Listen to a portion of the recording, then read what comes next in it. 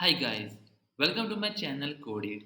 In today's video, I'm going to show you how to add enter your pin code functionality on your Shopify store.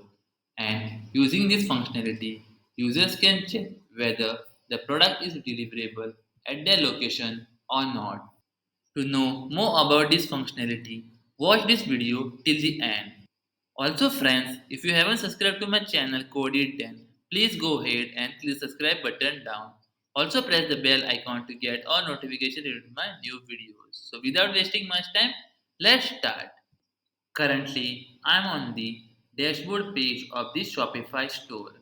In order to add pin code checking functionality, we'll have to add a third party app. And for that, we need to click on apps and then we need to click on recommended apps. Over here, we need to scroll down and then we need to click on Shopify App Store link. As soon as you click on the Shopify App Store link, the Shopify App Store will open and you need to search for the app called Pincode Checker. So this is the app. If you see, it is having the price as free, so you can easily install it without any fees.